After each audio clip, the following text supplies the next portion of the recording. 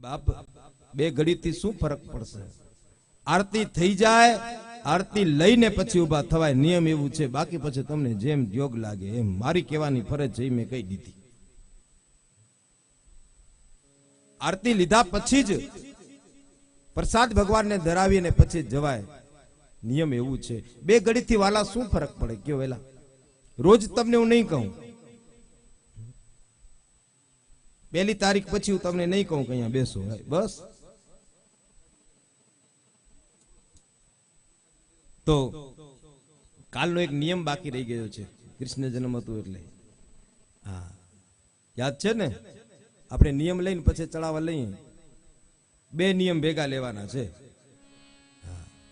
પેલું નિયમ યાદ કરાવો બધા તો ખબર પડે. પેલું નિયમ શું છે ખબર છે? નથી ખબર. સવારે રોજ વહેલું ઉઠવું, સૂર્યનારાયણને જળ આપજો. બીજું નિયમ, નિત્ય ઘરમાં પૂજા કરવી, નારાયણનું નામ ભજજો, અખંડ લક્ષ્મી બનશે, લક્ષ્મીનો વાસ થશે. ત્રીજું નિયમ નિત્ય મંદિરે દર્શન કરવા જવા.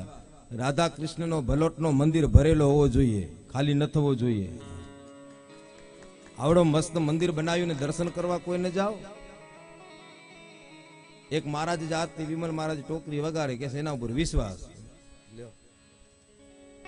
મંદિરમાં બનાવો છો તો દર્શન કરવા વાલા જાઓ, નહીં તો હું કહું છું મંદિર બનાવજો પણ નહીં. જો તમારા કને દર્શન ન કરાય તો જ્યાં જાઓ. શંકરના મંદિરે તો સાવ ખાલી, કોઈ ન જાય. લેવેલા શંકર બાપા કે એકલો ભલે બેઠો. મંદિરે રોજ દર્શન કરજો. સવાર સાંજે એક ઘડી દર્શન કરવામાં તમારે કે મારું જાય શું છે? લ્યો, એટલું નથી થતું. એટલે રોજ મંદિરે દર્શન કરજો. અને હવે ચોથું નિયમ આપણે લઈએ. હે આવ્યા છો સત્સંગમાં, નિયમ તમે લેતા જાજો.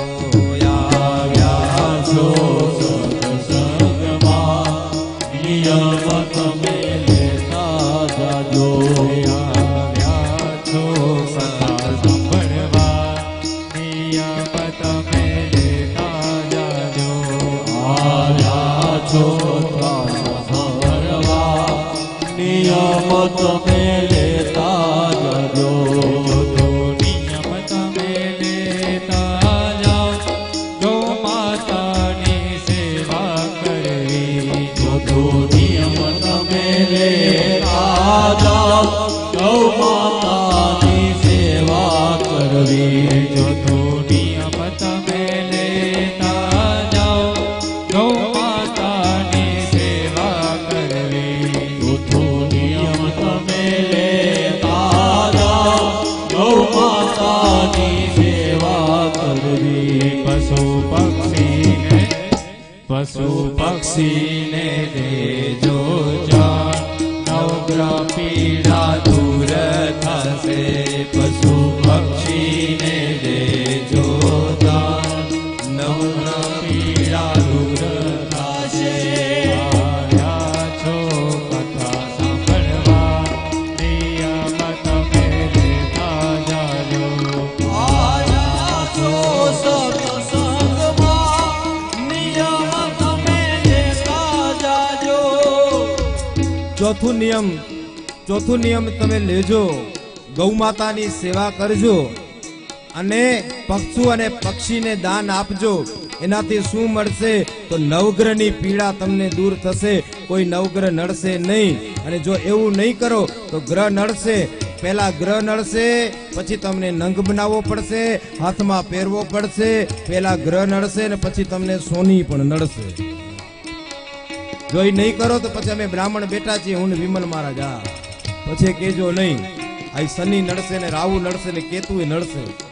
આ જો ગૌ માતાની સેવા કરશો, પશુ પક્ષીને ચણ આપશો, દાન આપશો, તો એ નવગ્રહની બધી શાંતિ થઈ જશે. તમને નવગ્રહ શાંતિ કરાવવાની જરૂર પડશે નહીં. અને પછી આગળ જતા નિયમ તમે લેતા જાઓ, માતા પિતાને